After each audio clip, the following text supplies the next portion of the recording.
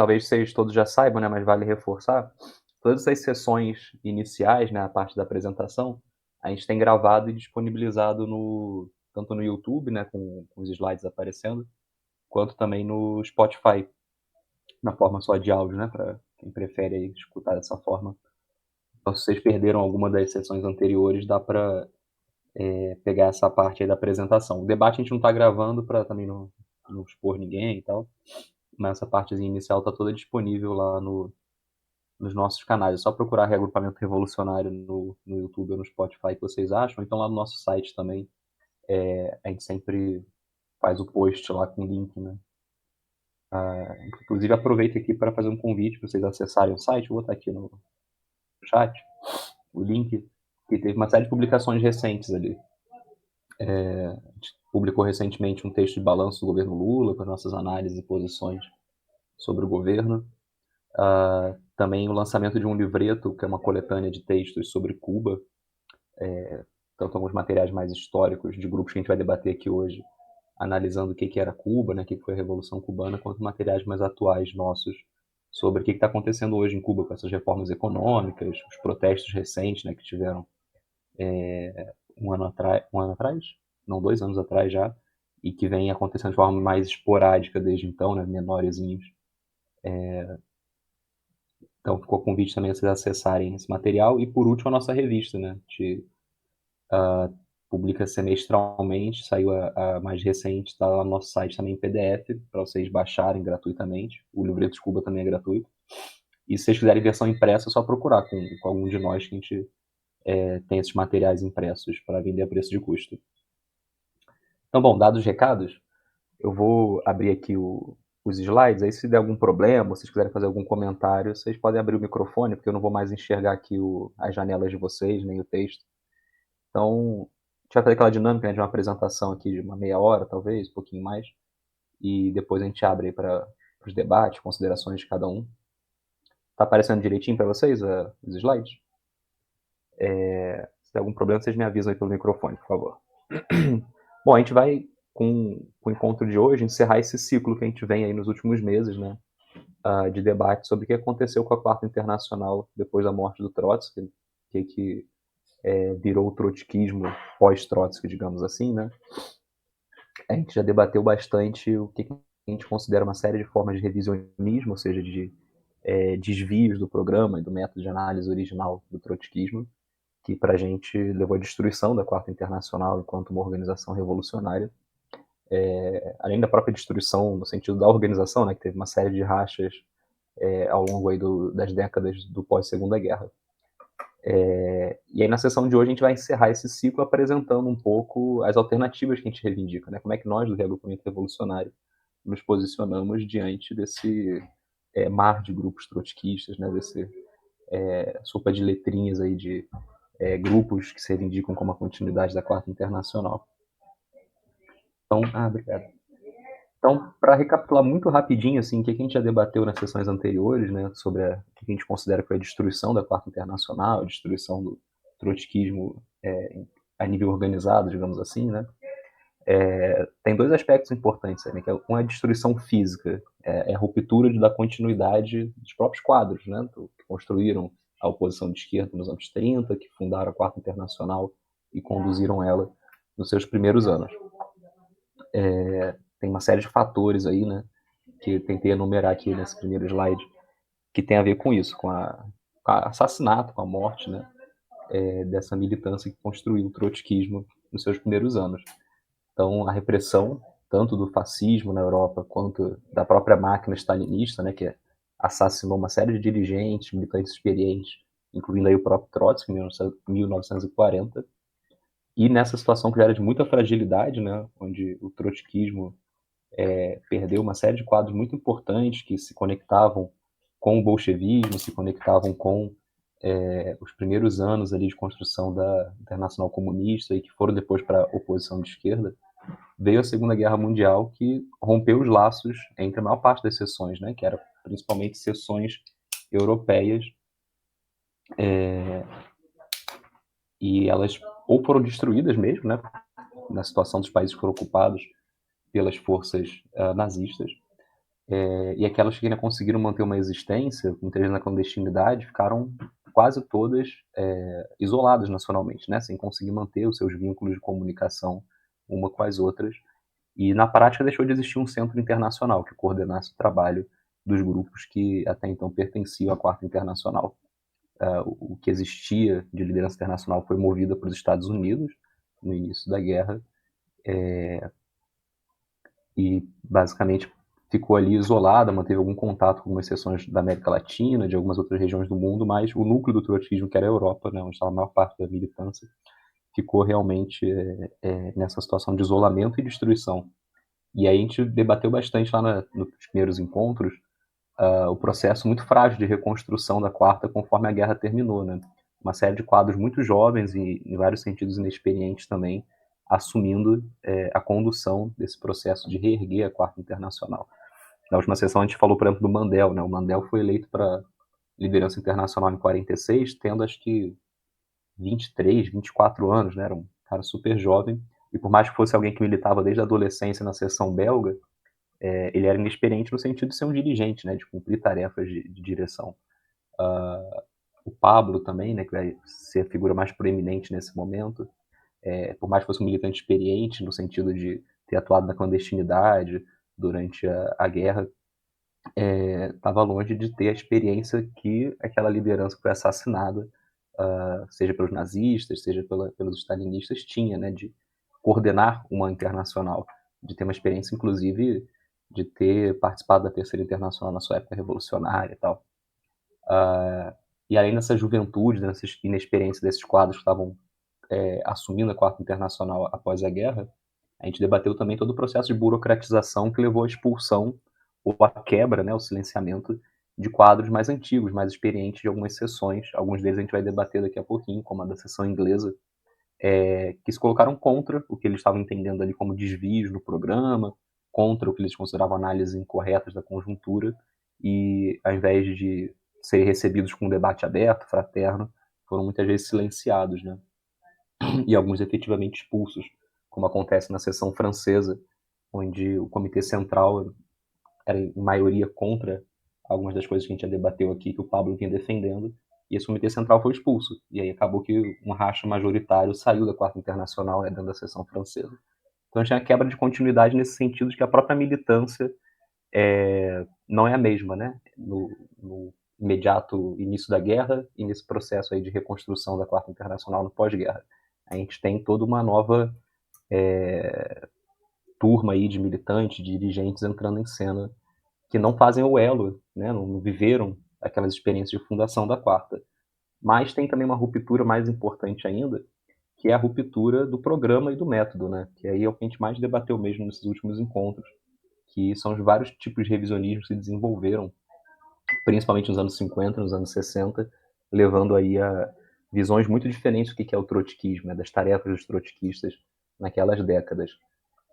E que para a gente as principais respostas que foram dadas aos eventos que estavam acontecendo e gerando todo esse debate, elas fugiam do programa revolucionário, né, e fugiam do próprio método de análise da realidade que nós usamos enquanto marxistas para chegar num programa de ação. E aí os temas que a gente debateu bastante, né, nessas últimas sessões, que eu vou retomar aqui quando for apresentar as alternativas que a gente reivindica, são principalmente esses que eu enumerei, né? Nos anos 40, o processo de estabilização do capitalismo na Europa e a reconstrução dos estados burgueses e reconstrução da hegemonia burguesa através do que a gente chama de reação democrática, ou seja, o uso da democracia burguesa para ludibriar a classe trabalhadora e tirar ela da via revolucionária em que ela estava entrando naquele momento, né? Em vários países estavam acontecendo greves, ocupações de fábrica, etc. Então esse foi um debate importante, foi um setor do trotskismo que estava na direção naquele momento, encarava que seria impossível uma estabilização do capitalismo, que viria uma nova crise pior do que a de 29, que isso abriria vias para um ascenso revolucionário, que a burguesia teria que manter regimes de tipo fascista em toda a Europa para controlar a classe trabalhadora. Enfim, alguns dos debates do imediato pós-guerra giraram muito em torno disso, né? E aí, principalmente, a questão do stalinismo e dos partidos comunistas, que entra em cena na expansão da União Soviética pelo leste europeu, o próprio início da Guerra Fria, né, o pensamento ali do que vai acontecer com a União Soviética, qual vai ser a postura da burocracia soviética diante dessa ameaça contra-revolucionária que os Estados Unidos apresentava ao fim da guerra. coloca ali todo o debate, né, de se o stalinismo pode girar à esquerda, os partidos comunistas podem cumprir um papel revolucionário, e isso vai se colocar de forma ainda mais aguda nos debates sobre a Revolução Iugoslava, a ruptura do Tito com Stalin em 48, que, como a gente viu, vai levar alguns setores do trotskismo a enaltecerem o Tito, o Partido Comunista Iugoslavo, como se estivessem rompendo com o stalinismo, né, ao romper com a União Soviética e com Stalin, e depois de forma ainda mais profunda com as revoluções vitoriosas ali do período, na China, na Bolívia, na Bolívia é uma revolução derrotada, né, mas na China, em Cuba, né, os debates sobre se é possível uma nova estratégia, se essas revoluções elas são exceções ou se são uma nova regra, onde partidos comunistas, ou no caso de Cuba, partidos nacionalistas com influência de massas, podem liderar revoluções, ou se não, se aquilo foi uma exceção histórica. A Revolução Boliviana, esses debates são aplicados, né, em termos de programa, e a gente já vai comentar mais a fundo sobre ela também. Então é um momento ali de teste dessas novas estratégias, desses novos programas que estavam sendo desenvolvidos. E aí, dando um salto para os anos 80, a gente comentou isso um pouco também na última sessão, né, no último encontro, as contra-revoluções revestidas aí de roupas democráticas no leste europeu e na União Soviética nos anos 80 fecham um pouco esse ciclo de grandes momentos de debate em que são desenvolvidos novos programas, novas estratégias para a quarta, não só para a quarta internacional, que já estava muito fragmentado naquela época, mas enfim, para o movimento trotskista, como a gente poderia chamar o conjunto de organizações, né, que reivindicavam o legado da quarta. E para a gente, como a gente veio debatendo, as principais respostas, né, dadas pelos grupos mais numerosos para todos esses eventos aqui foram muito erradas em vários sentidos. Então a gente pode fazer uma destruição da quarta, mais do que no sentido físico, né, do fim da continuidade da própria militância. A gente pode falar de uma ruptura aí no sentido do programa e do método. E aí que a gente debateu muito aqui, só para recapitular, né, como que um objetivismo passa a predominar nas análises dos trotskistas, da maior parte dos trotskistas desse momento, né, dos anos pós-guerra, no sentido de que, de uma forma ou de outra, vários dessas lideranças começam a apostar que forças objetivas, e aí vai variar, né, que forças seriam essas de acordo com cada um que a gente pega, seriam capazes de empurrar partidos não revolucionários, ou seja, partidos centristas, reformistas, para além do seu programa, forçar eles, de alguma forma, a romper com a burguesia, com o imperialismo e liderarem revoluções bem-sucedidas. E depois de algum tempo essa lógica é aplicada também na ideia da revolução política, né, na ideia da revolução contra o stalinismo na União Soviética, nos outros estados operários que vão surgindo. A ideia de que a revolução política também poderia ser fruto de pressões objetivas que empurrariam as massas contra aquele regime. Alguns vão inclusive pensar na possibilidade da própria burocracia ser empurrada a reformar o seu regime, né, de fazer uma autorreforma para dissolver a sua ditadura e estabelecer uma democracia proletária. Então a gente tem aí um objetivismo predominando nas análises, né? A questão de que o papel subjetivo, né, da consciência na história, da consciência das massas determinando seu caminho, passa muito a segundo plano nessas análises, que vão priorizar sempre essas ideias de forças objetivas empurrando direções não revolucionárias para irem além do seu programa. E aí um elemento fundamental desse tipo de análise é o liquidacionismo, já que revoluções podem ser lideradas por grupos não revolucionários, que não têm realmente um programa revolucionário coerente.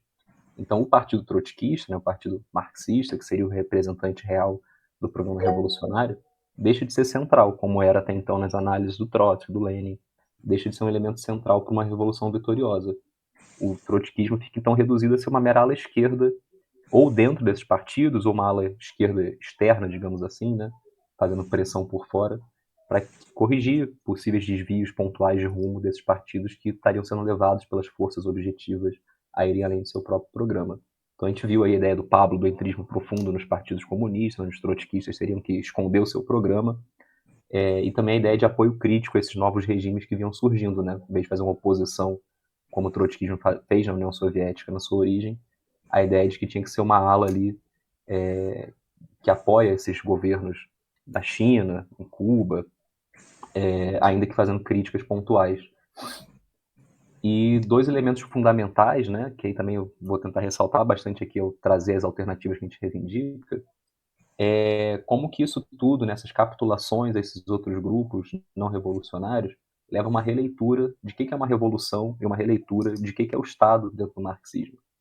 Então sai de cena a ideia de que uma revolução é uma ruptura gerada pela tomada do poder pelo Partido Revolucionário, que destrói a máquina estatal burguesa e constrói uma máquina diferente para gerir a nova sociedade, e entra no lugar diferentes versões de uma estratégia que a gente pode chamar de gradualista, que envolvem a chegada ao poder desses partidos não revolucionários e a ideia de que você pode empurrar eles para fazer um segundo momento aí de ruptura com a burguesia, com o Estado burguês, empurrar eles para além do seu programa.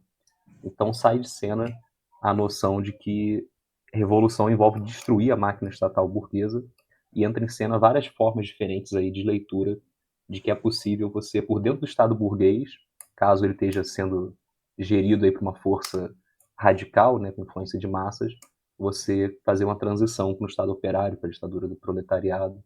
Então a gente vai ver ideias surgindo aí em Mandel, Moreno, Lambert, de luta de classes dentro do Estado, de regime de transição para se referir a esses governos de forças radicais, de governo operário e camponês, que era um termo usado originalmente como uma versão popular, digamos assim, né, do termo ditadura do proletariado, mas passa a ser usado pelo Moreno, por exemplo, pelo Mandel também, como um sinônimo desses governos de forças centristas ou reformistas que poderia ser empurrado para virar uma ditadura do proletariado, né? Vira uma etapa transitória. Então fica essa ideia de revolução como uma revolução gradual, né? Uma revolução que, ao invés de ser uma ruptura bem clara, ela envolve a chegada ao poder de forças não revolucionárias, a possibilidade de você empurrar essas forças para darem passos além do que elas desejariam, fazendo pressão nelas, mas ao mesmo tempo apoiando elas politicamente, apoiando a chegada delas ao poder.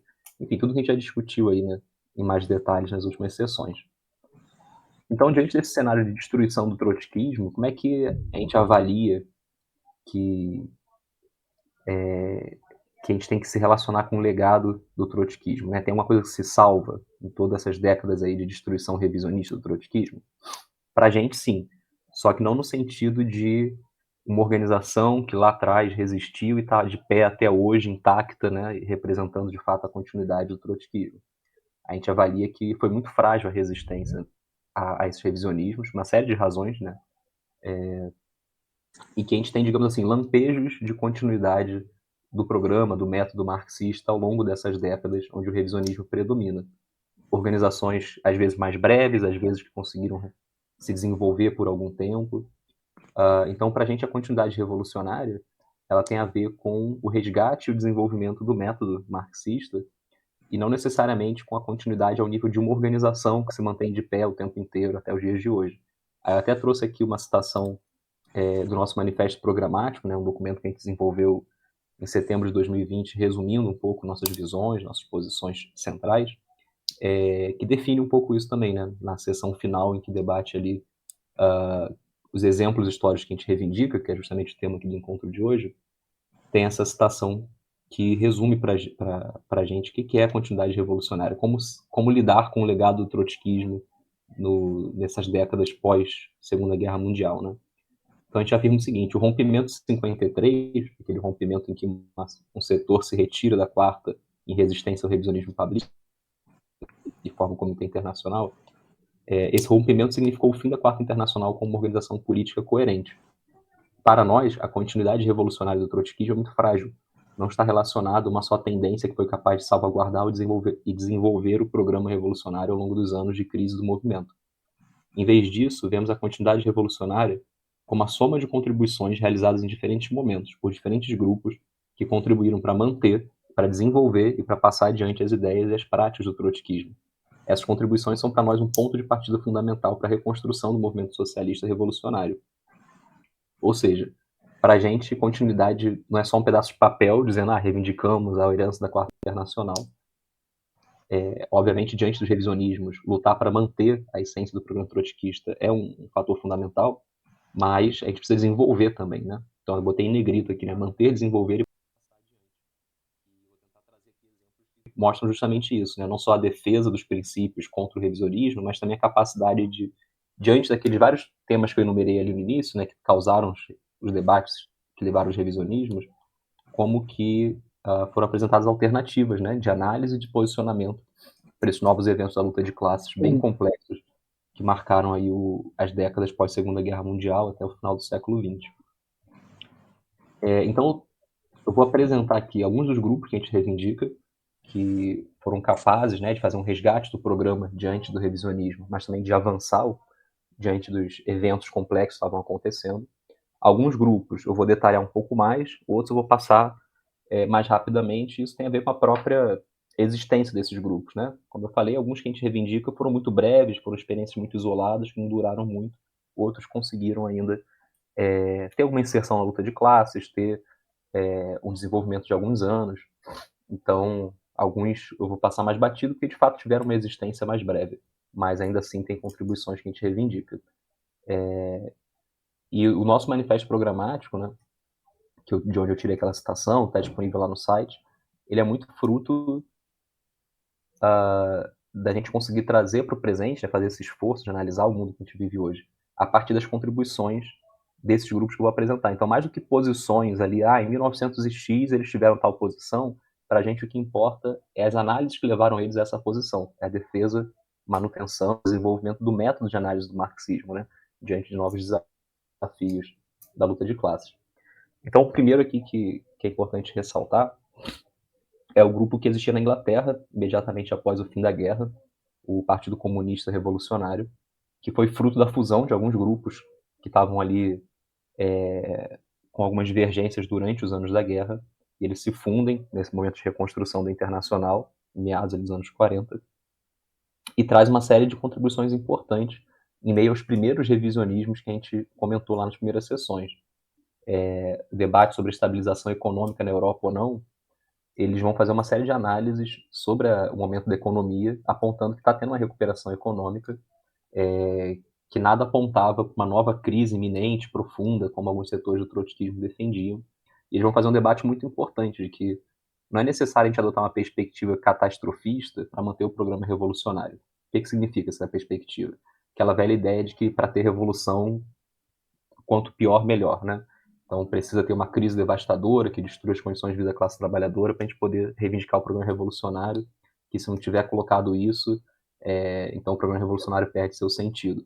Eles fazem um debate muito importante ali de que o programa de transição, né, os métodos das palavras de ordem transitórias e a ideia de que a revolução é uma necessidade, ele segue inválido mesmo no momento de recuperação econômica, de possível avanço aí das forças produtivas, porque no quadro geral a gente tem a análise de que o capitalismo esgotou seus potenciais progressistas, então ele pode oscilar entre momentos de maior desenvolvimento, de menor desenvolvimento, mas do ponto de vista da totalidade, né, se a gente pega o sistema como um todo e não um país específico, uma região específica, as condições são maduras para a revolução socialista, né?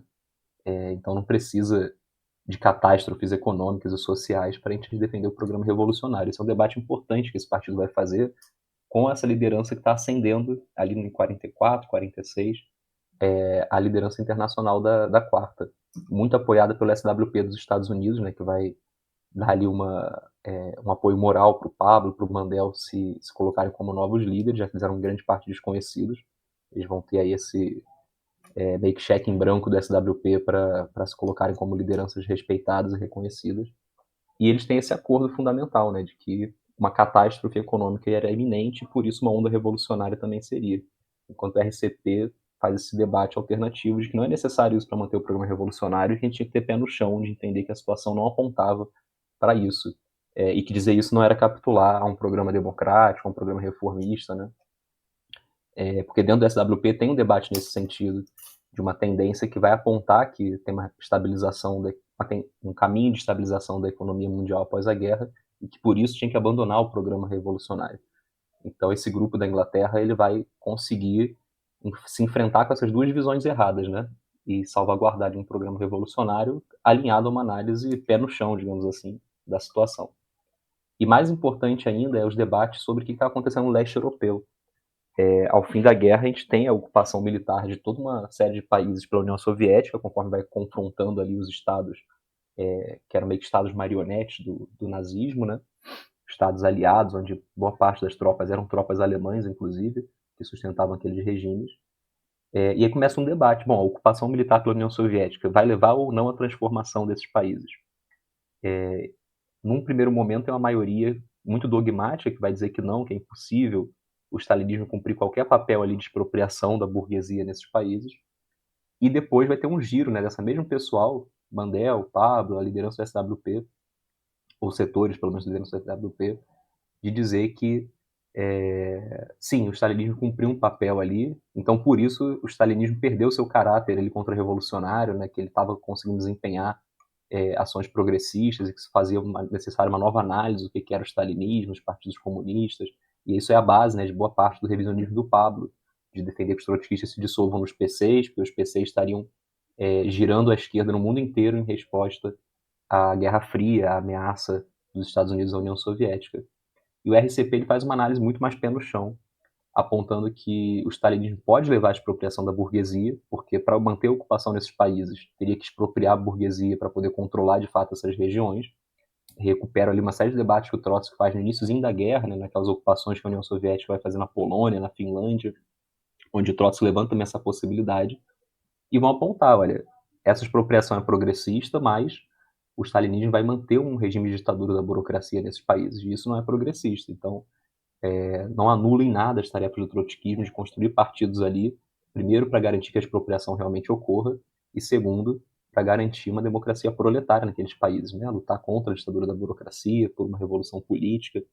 Então, eles fazem uma série de debates muito importantes sobre o caráter de classe do Estado, como é que funciona uma revolução, e vão cortar pela raiz o impressionismo que estava guiando as análises ali da maioria da Quarta Internacional naquele momento. E isso vai levar eles também a uma posição mais correta, ao nosso ver, sobre o que acontece na Revolução Iugoslava e na Revolução Chinesa, que aí são revoluções não levadas a cabo pela máquina militar da União Soviética, mas pelos próprios partidos comunistas, liderando ali movimentos de massas nesses países. Também vai gerar um impressionismo muito grande, né, para certos setores da Quarta Internacional, nesse debate de reavaliar se o stalinismo pode ou não cumprir um papel revolucionário, e levar todas aquelas posições de que é necessário, então, os trotskistas entrarem nesses partidos, apoiarem politicamente esses governos, deixarem de lado a ideia de revolução política nesses países, considerarem que esses PCs não eram mais stalinistas, mas sim partidos centristas rumando a se tornarem partidos revolucionários, caso tivesse um empurrãozinho necessário dos trotskistas para isso. E o RCP vai dizer que não, que ele era uma exceção histórica, que não podia ser tomado como um modelo para o mundo inteiro, que eram fatores muito conjunturais, muito excepcionais, que permitiram o triunfo das revoluções lideradas por esses partidos comunistas, e que ainda assim essas revoluções já nasciam deformadas, então não tirava a necessidade de construir seções dentro desses países que tivessem total independência e confronto com a burocracia stalinista. Então eles preservam ali tanto a necessidade do partido quanto a necessidade de construção de uma oposição classista dentro desses países, e principalmente vão negar essas ideias gradualistas, né, de que era possível você construir uma ditadura do proletariado, construir um Estado operário, pressionando partidos centristas para primeiro tomarem o poder e depois romperem com a burguesia, que foi meio que o caminho que se seguiu, né, já que o stalinismo busca a colaboração de classes. Na China, na Iugoslávia, no primeiro momento, esses partidos, ao chegarem ao poder, tentaram manter uma aliança com a burguesia local. Se vocês pegam o primeiro governo de transição da China, o primeiro governo de transição da Iugoslávia, são governos onde o PC compartilha o poder com burgueses liberais. Só que uma série de condições força eles a romperem para garantir sua própria sobrevivência e expropriarem o que restava ainda da burguesia nesses países. E tem ainda a situação excepcional de que eles chegam ao poder em países que passaram por uma guerra civil, né? Então a burguesia, o seu Estado, os seus negócios já tinham sido em grande parte devastados durante essa guerra civil. Não é de forma alguma um modelo das revoluções que vão predominar no século XX. Então, por isso a RCP vai dizer, a gente tem que reconhecer a expropriação contra que eles estavam sendo dogmáticos e negando que, por não ter uma liderança trotskista, não podia ser possível que aquilo fosse uma revolução, né, que fosse uma expropriação da burguesia, e também estavam resistindo a esses impressionistas que diziam que se um partido comunista chegou ao poder, então ele não é stalinista, ele é revolucionário, e não tem por que a gente fazer uma oposição a ele. Por ter essas críticas todas, né, incidir nesses vários debates ali dos anos 40, finalzinho dos anos 40, iníciozinho dos anos 50, de forma muito divergente com a nova liderança que estava chegando ao poder na Quarta Internacional, esse partido foi destruído, principalmente porque tinha uma pressão enorme para ele entrar dentro do Partido Trabalhista inglês. Ele era um partido independente, né, que atuava por fora do Partido Trabalhista, e tanta pressão para ele entrar no Partido Trabalhista, né, virar uma tendência interna do Labour, quanto toda a briga em torno dessas análises, essas posições, levou à destruição dele por parte da liderança internacional. Só para dar um pequeno exemplo do nível de burocratismo que o Pablo, Mandel, Pierre Frank e outros líderes nessa época estavam operando, ocorre um racha dentro do RCP, um racha que vai aplicar a linha de entrismo no Labour Party, de forma meio inédita até então. Esse racha é reconhecido como uma seção da Quarta Internacional com o mesmo status que o RCP, e aí depois, quando já meio quebrados ali por uma série de debates, esse setor majoritário que mantém o RCP decide entrar no Labour, né, decide aplicar então essa linha de virar uma tendência interna do Labour Party, mesmo ele sendo a maioria, né, tendo mais do que o dobro, se não me engano, de membros, a liderança da seção reunificada, né, dentro do Labour é entregue para essa minoria que estava mais alinhada ao secretariado internacional. E logo depois os líderes desse setor que resistiu por algum tempo são expulsos de fato da seção. Então, uma série de manobras aí que vão destruindo aos poucos esse partido, que acaba tendo uma duração de, sei lá, uns 5, 6 anos, mais ou menos, mas tem contribuições muito importantes, né, nesses debates todos de essas revoluções estão acontecendo, se elas representam uma nova estratégia ou não, qual o papel dos partidos comunistas nessa conjuntura de início de Guerra Fria, como analisar, né, as mudanças no caráter de classe do Estado no leste europeu, na China, na Iugoslávia. São contribuições que para a gente são muito importantes, e por isso a gente fez um esforço de traduzir materiais desses grupos, né? Uma figura que talvez seja mais conhecida aqui no Brasil relacionada ao RCP é o Ted Grant, que depois acabou conseguindo criar uma internacional alternativa à internacional do Pablo e do Mandel, mas aí já com uma série de visões bem divergentes aqui dessas contribuições que eles dão nos anos 40, né? Ted Grant acaba também caindo depois de um certo impressionismo sobre as revoluções do pós-guerra e deixa de lado muitas dessas contribuições que ele e outros líderes como Jock Heston, por exemplo, Bill Hunt, vão trazer nesse momento aqui do segunda metade, né, da década de 40.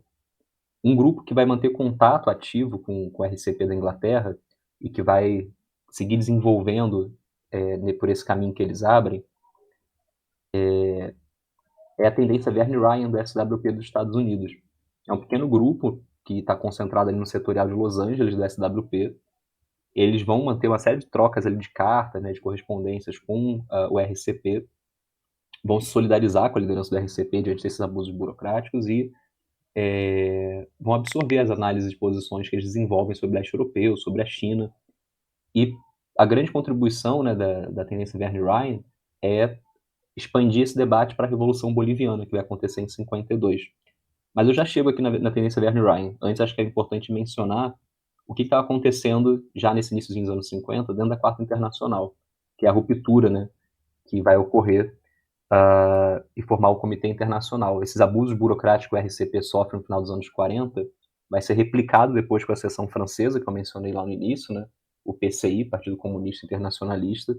Algo semelhante vai acontecer, né, o setor majoritário do PCI vai resistir às posições do Pablo, por exemplo, de se dissolver no PCF, né, no Partido Comunista Francês.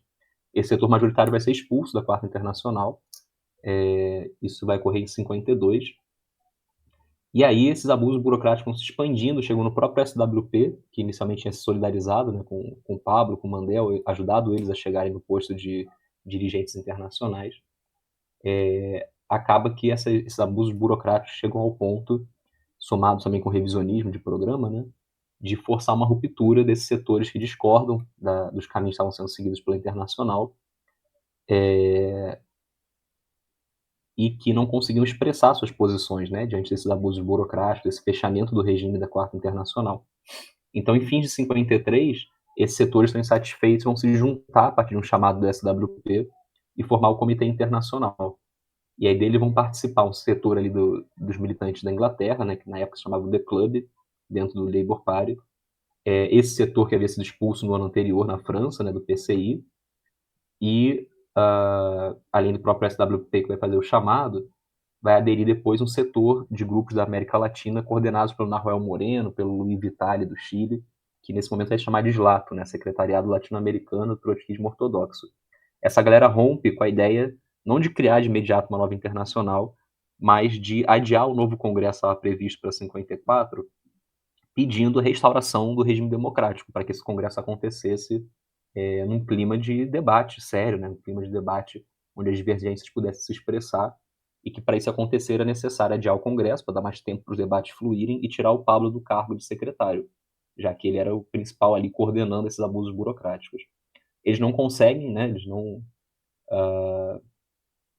não convencem a maioria da Quarta Internacional a adiar o congresso e a tirar o Pablo do cargo dele para garantir que o congresso ocorresse, e acaba que esses setores vão permanecendo fora da Quarta, né? Inicialmente eles saem só para garantir a sobrevivência das suas seções e aplicar essa lógica aí de disputa democrática, mas conforme a liderança não aceita, o CI continua existindo por algum tempo, mas não se estabelece realmente uma coordenação internacional entre esses grupos. Vira mais um fórum internacional com reuniões bem esparsas, né? Tem umas 2, 3 reuniões apenas ao longo ali dos anos 50,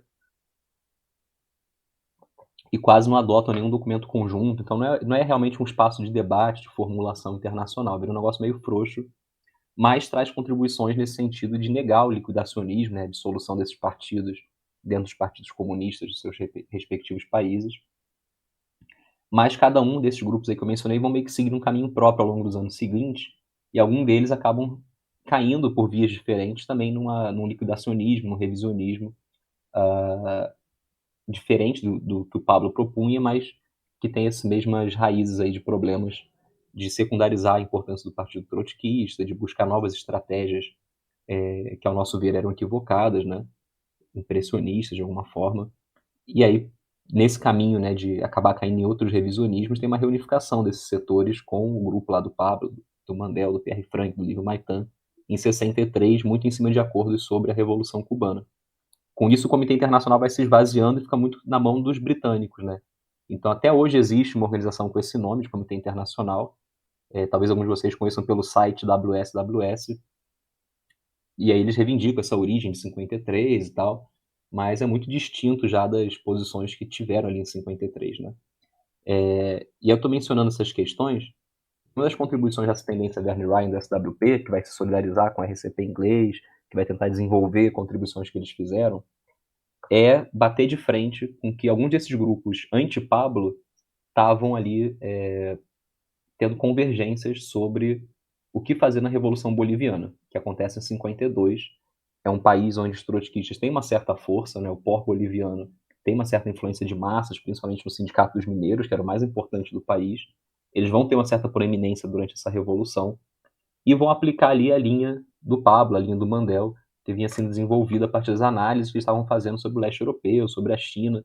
Então, é o primeiro teste prático para essa nova linha, né? Tinha um setor ali do trotskismo com força para aplicar essa lógica, e foi o primeiro teste de fogo dessa nova estratégia, que era o POR boliviano atuar como uma ala esquerda do MNR, que era um setor burguês, nacionalista, que estava à frente realmente dali desse processo, é o que toma o poder, é o que assume ali o governo com a insurreição das massas, não expropria a burguesia, faz algumas concessões econômicas para as massas, algumas concessões políticas também, e a linha do POR passa a ser de apoio crítico à MNR, ao invés de defender a tomada do poder pela classe trabalhadora, que a COB, que era a Central Boliviana, que é criada no calor da Revolução, tomasse o poder. O que tanto a liderança do POR quanto a liderança internacional vai dizer é: vocês têm que apoiar o governo do MNR para buscar empurrar a ala mais sindical deles, né, a ala que tem mais inserção no movimento sindical, a dar um passo adiante e romper com a burguesia. Então, fazendo uma analogia, é como se o Partido Bolchevique tivesse que ficar na postura de apoio crítico ao ala ali do Kerensky, né, no governo criado pela Revolução de Fevereiro, para empurrar eles a romperem com a burguesia e não adotar a linha que o Partido Bolchevique adota de todo o poder ao soviet, né, de que os trabalhadores tomassem o poder e fizessem um novo Estado, rompendo com o Estado da burguesia. Dentro do POR tem uma série de rachas. Então, tem um setor, por exemplo, que os companheiros têm acompanhado aqui a reunião reivindicam, né? Que é o POR Massas atual, que vai dizer que o POR foi tomado por uma liderança capituladora e tal. Mas se a gente pega os documentos da época, o setor ali do Guilherme Lora também defendia uma linha de apoio crítico ao governo do MNR, né? A divergência era entrar ou não no MNR, dissolver, fazer o não entrismo profundo que o Pablo propunha, né? Mas sobre apoiar criticamente o governo, essa lógica de empurrar o MNR à esquerda, os dois setores principais do partido concordavam. A tendência Bernie Ryan, vendo de longe o que estava acontecendo, começa a questionar essa linha, né? Chama ela de capituladora, de liquidacionista, envia cartas à liderança do SWP questionando esse rumo. A liderança do SWP, apesar de se reivindicar antipablista, não responde essas cartas, acaba meio que pelo seu silêncio referendando a linha da liderança internacional. Então, a tendência Bernie Ryan é um dos poucos setores que questiona, né, essa traição da Quarta Internacional a um processo revolucionário na qual ela podia ter feito a diferença. Eles fazem alguns outros debates ainda, ao longo ali do início dos anos 50, sobre se dá para considerar ou não o macartismo, né, aquela tendência de perseguir os comunistas nos Estados Unidos, como fascismo. É um debate bem importante, né, para a gente estar aqui no Brasil hoje debatendo se o bolsonarismo é fascismo ou não, o que é fascismo, né? Mas eles acabam tendo uma vida curta, eles não conseguem levar adiante um combate pela liderança do SWP. Eles fazem ali uma série de contribuições, né, com boletins, cartas e tal, mas eles acabam se dissolvendo nos anos 50, cada um vai seguindo ali um rumo político ao longo dos anos seguintes, mas tem essa contribuição muito importante, né, de ser uma voz na América que vai replicar as análises que estão sendo desenvolvidas lá na Europa, né, na Inglaterra, pelo RCP, e aplicar elas a um novo contexto muito importante, que é o contexto da Revolução Boliviana, um contexto de traição, onde essa linha gradualista, liquidacionista, é aplicada pela primeira vez na prática. E existe um grupo também dentro da própria Bolívia que vai seguir as mesmas críticas, né, a mesma linha. É um grupo muito mais frágil, muito mais momentâneo do que a tendência Bernie Ryan, mas vale aqui mencionar, inclusive para fazer o devido balanço da experiência boliviana, né? Que é a fração leninista do POR, era um grupo centrado ali no setorial de Cochabamba. Eles vão se bater contra essas duas alas principais do POR, né? A ala do... esqueci agora o nome do cara alinhado ao Pablo, que vai defender a dissolução do POR dentro do MNR, para converter o MNR numa ditadura do proletariado, né? Empurrar para a esquerda o governo do MNR. E eles também vão criticar a ala do Lora, que está ali numa linha também de apoio crítico, mas contra essa dissolução dentro do MNR. Mas está na linha ali de empurrar à esquerda esse governo, ainda que por uma ação independente feita por fora. Então esse grupo vai defender, primeiro, que não era possível caracterizar o governo do MNR como um governo pequeno burguês, que era a capa teórica que os diferentes lados usavam ali para defender seu apoio e a possibilidade desse governo fazer uma transição para a ditadura do proletariado, ou de uma ala, né, desse governo, a ala sindical, fazer isso. Eles vão dizer que é um governo burguês, vão fazer uma série de apontamentos para comprovar isso, que é um governo da burguesia, ainda que tenha chegado ao poder através de uma insurreição, e vão defender uma linha de atuar pelo poder proletário, né? Não de transformar gradualmente o governo ou uma ala do governo do MNR na ditadura do proletariado, mas só era possível chegar na ditadura do proletariado destruindo, esmagando o próprio governo e o Estado do MNR, através do poder da classe trabalhadora, organizada na COB, nas suas assembleias de base, etc.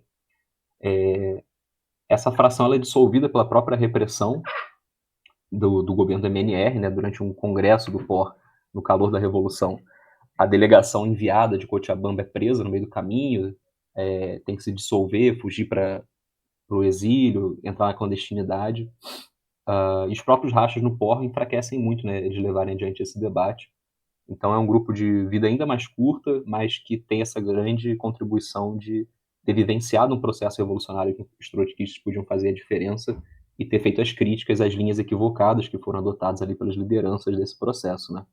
Então, a gente vê aqui na prática a importância desses debates todos sobre gradualismo, liquidacionismo, objetivismo, porque eles levaram um setor da Revolução Boliviana, que eram os trotskistas, a cometerem uma traição, né? A apoiarem um governo burguês, ao invés de assumirem uma linha que poderia ter feito a diferença e levado essa revolução ao triunfo da classe trabalhadora. Mas todos esses grupos que estou mencionando aqui tiveram vida muito curta, né? Ainda que o RCP tenha sido um partido de fato, não uma tendência interna, e ter existido por alguns anos atuando dentro da Quarta Internacional, todos foram muito episódicos, né? O próprio RCP foi episódico porque durou pouco tempo. Mas eles assentam um terreno em alguns debates fundamentais, né? Sobre se as revoluções do pós-guerra eram uma nova estratégia ou não, se os partidos comunistas podiam ou não ser empurrados para além do seu programa, ou se aquilo ali eram casos excepcionais. Mantém viva a análise do que o Estado é um instrumento de dominação de classe, não pode ser disputado por dentro, de que uma situação revolucionária não tem sentido você empurrar à esquerda uma ala de um governo burguês que chegou ao poder pela insurreição das massas, mas sim que, como em 17, né, como foi com o governo provisório, o correto é você construir um Estado a partir de baixo dos instrumentos da classe trabalhadora. Todas essas contribuições, elas foram resgatadas por uma organização que teve uma existência mais significativa, no sentido da sua duração e também da sua inserção na luta de classes, né, que é a Liga Espartaquista dos Estados Unidos. Então a gente faz uma reivindicação de análises desenvolvidas pela Liga Espartaquista, de contribuições que eles fizeram, e não à toa a gente tem muito material deles traduzidos, né, na nossa seção do site lá de arquivo histórico, assim como a gente traduziu os documentos do Bernie Ryan, os documentos do RCP, que eram relevantes para esses debates todos. Então, entrando aqui nesse grupo que para a gente tem uma importância maior, porque teve uma duração maior, então teve mais oportunidade de ser testado, né, teve mais tempo para desenvolver a sua linha, etc. Primeiro apresentar esse grupo, ele surge também do interior do SWP, ali naquele contexto em que a SWP está se reaproximando com a Quarta Internacional do Pablo, muito impactado pela Revolução Cubana e pela capitulação da liderança da SWP ao castrismo, aplicando toda a mesma lógica, né, de que em Cuba as massas tinham empurrado as lideranças para além do seu programa, essa liderança estava se tornando revolucionária, então tinha que construir um partido independente, que tinha que atuar dentro do partido do M26, né, do partido lá do Guevara, do Castro, etc., para ser a ala esquerda dele. Castro estava aplicando a Revolução Permanente em Cuba. Então a SWP replica tudo o que havia sido dito por Pablo, por Mandel ali na Revolução Chinesa, na Revolução Iugoslava. E esse grupo vai dizer, não, isso aí está errado. Vai tanto dizer que está errada essa reaproximação da forma como estava sendo feita, com a Quarta Internacional liderada ali pelo Pablo, Mandel, Pierre Maitan, etc., Pierre Frank, Livre Maitan, etc., como também vai questionar muito a linha desenvolvida para a Revolução Cubana. Mas não só o debate internacional, a gente faz um debate muito importante também sobre algo muito relevante que estava acontecendo nos Estados Unidos na época, que era o início do movimento de massas pelos direitos civis das pessoas negras, né, que vai ganhar muita força nos anos 60, vai envolver aí episódios muito importantes da luta de classes naquele país. Então eles surgem primeiro dentro da SWP resistindo a esse giro oportunista, esse giro liquidacionista, que reaproxima a SWP dos pablistas. Eles vão atuar entre 61 e 63 como uma tendência interna chamada de tendência revolucionária, vão ser expulsos em 63, eles crescem consideravelmente enquanto tendência, né? Eles começam com um pequeno grupinho, depois eles vão conseguindo reunir um setor importante, chegam a liderar a seção de juventude do SWP, mas com a repressão burocrática, quando eles são expulsos, eles não têm o mesmo peso, né, que eles tinham como tendência interna. Ainda assim, uma vez expulsos, eles constroem a Liga Espartaquista e vão crescendo e se inserindo em movimentos de massas importantes, movimentos sindicais, movimento negro, ao longo dos anos 60. E eles fazem análise da Revolução Cubana, resgatando aí muitas das contribuições que o RCP, que o Bernie Ryan tinham feito sobre a Revolução Chinesa, sobre o leste europeu, entendendo que o fato do movimento 26 de julho, né, M26J, ter chegado ao poder e ter expropriado a burguesia não tornava ele revolucionário, porque aquilo era uma situação excepcional, que não era algo tranquilo de se repetir em outras situações, portanto não descartava a necessidade de construir partidos trotskistas para lutar pela revolução. E dentro de Cuba propriamente, o regime não era um regime de democracia proletária e, portanto, era também necessário construir um partido independente para lutar por uma revolução política ali dentro, pela expansão da Revolução Cubana a nível internacional. O SWP divergia disso, né? Estava capitulando de forma muito entusiasmada, de forma muito impressionista, a liderança dos Castro e ao M26J. Eles tinham que apoiar o regime deles, que no máximo tinha alguns desvios burocráticos, mas que não significava que era stalinista, nesse sentido de ser uma ditadura da burocracia, como a União Soviética. Mandel vai ter essa mesma linha, né? Mandel, inclusive, vai viajar, como a gente falou na última sessão, algumas vezes para Cuba para se reunir com Guevara, né? Porque está começando os debates ali sobre planejamento econômico. Então, eles são contra, né, essas capitulações todas. E nos Estados Unidos, o SWP vai replicar essa lógica diante desse movimento negro que está surgindo e se fortalecendo, no sentido de que esse movimento ele tem lideranças ali liberais, né, liberais progressistas, e o SWP vai defender uma linha de que o Partido da Classe Trabalhadora tem que apoiar as lideranças negras, e não que tem que ser necessário, que é o que a Liga Espartaquista vai defender, forjar uma liderança proletária dentro do movimento de direitos civis, que que unifique, né, trabalhadores brancos e negros em prol do combate às opressões. E aí uma contribuição muito importante da Liga Espartaquista, né, vai ser esse resgate de algo que era essencial no leninismo, que está presente nos primeiros anos da Quarta, mas que havia sido deixado de lado por muitas sessões, que é entender que a centralidade do combate às opressões para o sucesso de uma revolução, né, de que você não pode se pautar apenas pela luta econômica, de que os setores mais oprimidos da classe trabalhadora, as mulheres, no caso dos Estados Unidos, os negros, são setores estratégicos. Você não faz a revolução se você não mobiliza esses setores, e que para mobilizar esses setores tem que tratar da pauta das opressões específicas que eles sofrem, né? Para além da opressão de ser um proletário, a opressão machista, a opressão racista. Então eles vão chamar isso de integracionismo revolucionário, né? Nesse debate sobre como conduzir o movimento negro, o SWP defende um apoio do movimento operário ao movimento negro, né? Então, tipo, cada um no seu quadrado, mas um apoiando o outro. Isso vai se tornar muito forte na Quarta Internacional do Mandel, na lógica do setorialismo, né? A luta das mulheres, a luta dos negros, a luta dos LGBTs. Isso a gente vê até hoje em muitos grupos trotskistas, né? Essa divisão, meio que cada um no seu quadrado ali, e não uma integração dessas lutas sobre uma liderança revolucionária da classe trabalhadora com a perspectiva anticapitalista. E é isso que a Liga Espartaquista vai defender, né? E conforme eles vão se expandindo para outros países, conseguem fusões com grupos de outros países, eles levam esse debate também, né? Que eles forjam no debate do movimento negro para esses outros países, com debate da questão LGBT, da questão das mulheres, principalmente, né? Que se a gente não dá uma centralidade no nosso programa, na nossa atuação cotidiana, a mobilização desses setores mais oprimidos da classe trabalhadora, a gente não tem como fazer uma revolução, né? Eles vão se inspirar muito no exemplo dos bolcheviques, como é que eles lideram a questão da mulher, a questão das nacionalidades oprimidas no Império Russo, como uma questão central para o triunfo da revolução. Então, manter viva, né, a lógica da necessidade do partido, da revolução como uma ruptura.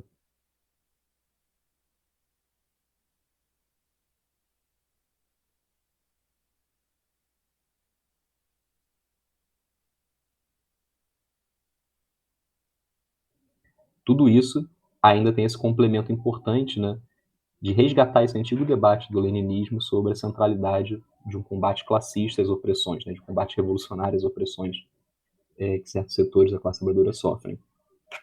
Então a Liga Espartaquista vai se inserir no movimento sindical, vai se inserir no movimento negro, vai ter um certo peso, né, na esquerda radical durante os anos 60, não chega a ser uma tendência gigante de massas, mas eles conseguem sair da condição de um mero grupo de propaganda pequeno, né, e conseguem realmente ter algumas ações de massas importantes nos movimentos sociais da época. Só que nos anos 70 tem um refluxo importante das lutas nos Estados Unidos, né, já é um momento ali de ofensiva neoliberal, vai culminar lá no governo Reagan, né? Então, ao longo dos anos 70, começa a ter muitas derrotas de greves, repressão mais forte, a classe trabalhadora começa a entrar numa posição mais de defensiva e menos de ofensiva, como tinha sido nos anos 60. E isso afeta muito a Liga Espartaquista e a esquerda americana como um todo, né? Então, muita gente vai deixando a organização, a liderança se torna cada vez mais centralizadora para compensar essa perda de membros, e isso vai aos poucos ao longo dos anos 70, levando a uma burocratização muito intensa da Liga Espartaquista, né? A liderança se tornando cada vez mais autoritária, inclusive assumindo caráter de seita mesmo, né? De a liderança se tornar inquestionável, de ter um culto à liderança, e começa a adotar uma série de posições meio bizarras para se destacar dentro da esquerda americana, naquele contexto ali de Guerra Fria, né? Em que falar de comunismo era um horror. Eles começam a puxar a corda para o outro lado e se tornar ali defensores da burocracia, né? Vão para marchas levando, por exemplo, um cartaz do Yuri Andropov, que foi durante muito tempo chefe da KGB, foi o responsável pelo massacre da Revolução Húngara. Então, meio que para se destacar naquele vendaval reacionário dos anos 70, eles começam a se apresentar como os mais fiéis defensores da União Soviética, começam a apostar que a burocracia pode sim cumprir um papel progressista no combate a essa onda neoliberal, essas ameaças contra-revolucionárias que são reacendidas, né, nesse momento de um recrudescimento da Guerra Fria.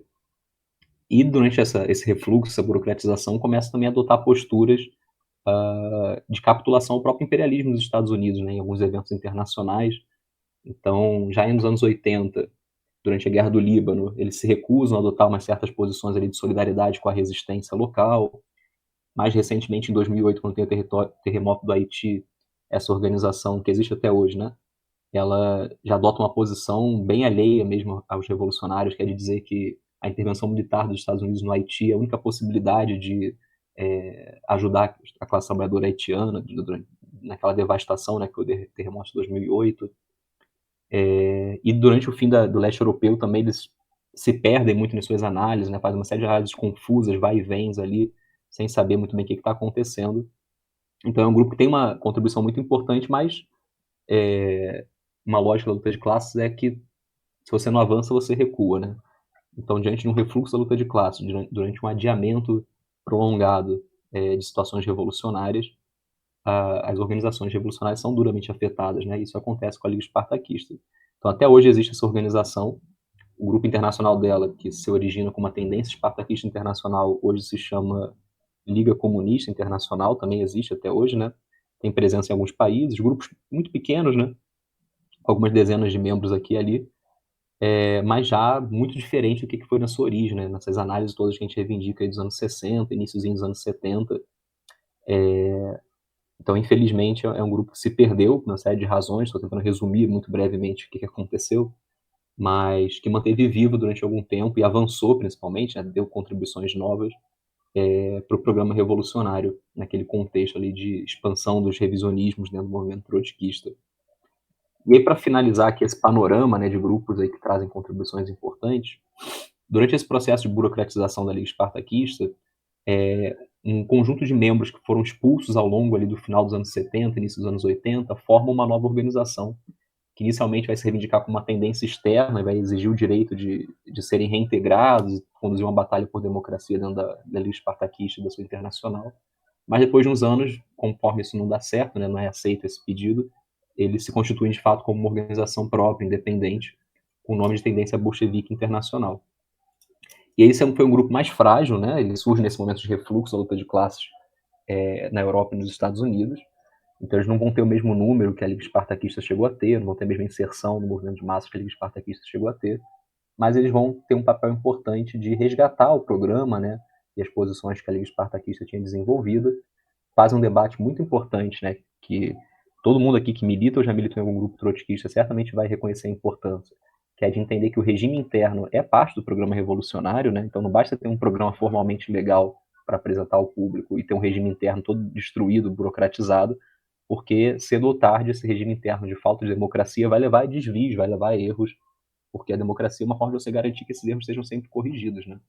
Então, a partir dessa experiência que eles tiveram, eles vão ressaltar muito essa questão de que o regime interno é importante, sim, é um elemento fundamental, né? Nesse momento que eles começam esse debate, a Liga Espartaquista ainda não incorreu em desvios programáticos muito visíveis, mas ao longo já do final dos anos 80 e depois principalmente dos anos 2000, fica muito claro, né, como que a falta de democracia leva o grupo a cometer uma série de desvios e erros, já que os membros são ensinados a serem passivos, a não questionarem a liderança, né? E nenhuma liderança é infalível, cedo ou tarde começa essa liderança a errar e não tem como ser corrigido esses erros. Então a tendência bolchevique ela vai trazer esse debate importante, né, da necessidade de um regime interno saudável como parte de um programa revolucionário. Vai questionar esses desvios programáticos que a Liga Espartaquista vai fazendo, vão conseguir recrutar alguns membros a partir desse debate. Mas, para a gente, a principal contribuição é que, durante o vendaval de oportunismo, de capitulação que atingiu o movimento trotskista nos anos 80, diante do colapso do bloco soviético, né, as contra-revoluções que ocorriam, e que muitos trotskistas saudaram, achando que eram uma revoluções políticas, achando que a democracia estava triunfando em nome da classe trabalhadora, em nome do socialismo, quando, na verdade, eram contra-revoluções burguesas, estavam triunfando. A TBI foi um dos poucos grupos que conseguiu ter uma análise coerente do que estava acontecendo ali, né? De não capitular a burocracia, achando que a repressão pura e simples podia resolver a situação, mas também não capitular esses movimentos com caráter democrático, mas que na verdade tinha um programa pró-capitalista, né? Então eles fazem ali uma série de posicionamentos e depois análises mais aprofundadas que vão apontar corretamente que estava ocorrendo uma contra-revolução liderada pela burocracia e por setores burgueses internacionais que queriam destruir o Estado operário e restaurar o Estado burguês, o capitalismo naquela região, e que usaram a reação democrática, né, aquele debate que o RCP faz para a Europa dos anos 40, né, esse conceito vai ser importante também para entender as contra-revoluções, ou seja, eles vão usar democracia formal, democracia parlamentar, eleitoral, como a bandeira para esconder o caráter contra-revolucionário desses movimentos, desses processos, né? É óbvio que as massas que vão às ruas não estão com clareza de que estão restaurando o capitalismo, mas elas estão sendo lideradas em cima desse programa de reação democrática que, na prática, vai permitir que setores contra-revolucionários tomem o poder e conduzam a restauração burguesa. Mas a tendência bolchevique ela está num momento ainda mais frágil, né? Os anos 80, início dos anos 90, é o vendaval do neoliberalismo, do triunfo neoliberal, né? A ideia de que não existe alternativa, de que o comunismo perdeu a batalha histórica para o capitalismo. Então ele é um grupo que já nasce fragilizado, pequeno e nunca conseguiu se desenvolver muito, acabou também se isolando, né? E passando por um processo de burocratização que levou uma série de rachas, um menor do que o outro, né? Em 2008, se eu não me engano. 2008, tá aqui no slide. Então hoje já está dividido em 3 grupos concorrentes, muito pequenos, muito isolados. A gente chegou a ter um momento de contato com eles, né?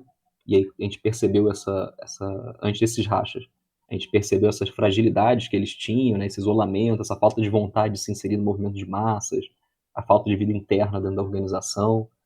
Mas a gente aprendeu muito, né, nesses debates, nessas análises que eles desenvolveram aí nos anos 80, nos anos 90, e foram um dos pouquíssimos grupos que conseguiram ter uma análise coerente e correta para esses eventos que marcam tão profundamente o nosso presente, né? São a abertura de uma nova era do capitalismo, o triunfo dessas contra-revoluções. Então, assim, esse aqui foi um panorama muito breve, né? Eu tentei, a partir do que a gente debateu dos revisionismos nos últimos encontros, apresentar aqui as alternativas, mas é claro que não tem como dar conta, né? Precisaria de uma sessão aqui para cada um desses grupos, para entrar realmente nos debates que eles contribuem. Mas isso aqui é fruto de todo um esforço coletivo, né? De traduzir documentos, debater esses documentos, tentar tirar deles, mais do que posições A e B, tirar o método por trás dessas análises, dessas posições, para que a gente possa transpor isso para o nosso presente, né? Então, acho que para encerrar aqui esse ciclo que a gente veio fazendo, o que fica de principal para nós no regrupamento revolucionário é que tem que olhar para trás para essas experiências, no sentido de estudar essas lições daqueles que conseguiram manter o programa, desenvolver o programa, em meio a situações muito difíceis, né? Em que o stalinismo se tornou muito popular nos anos 50, nos anos 60, em que movimentos pequeno-burgueses de massa aqui na América Latina, né, nacionalistas, também ganharam muita força, e que levou isso às capitulações, né, dos trotskistas, desses grupos. E depois, nos anos 80, né, o democratismo neoliberal ganha muita força também, nos anos 90. Então, são grupos que conseguiram, com todas as suas dificuldades, limitações, nadar contra essas marés e deixam aí um ponto de partida importante, né, para a gente não recomeçar do zero essa tarefa tão importante de reconstruir um programa revolucionário no dia de hoje. Então, fica o convite para também vocês acessarem nosso site, principalmente essa página dos documentos históricos, onde tem muita coisa traduzida desses grupos, além do nosso próprio manifesto programático, né, que tenta sintetizar as lições que a gente reivindica desses grupos para o nosso presente, entendendo aí a continuidade revolucionária nesse sentido, né? Não de um grupo que permaneceu intocado ao longo de todas essas décadas, mas de experiências que conseguiram, de uma forma ou de outra, contribuírem para o resgate, para o avanço do método marxista de análise da realidade e do programa revolucionário desenvolvido a partir desse método.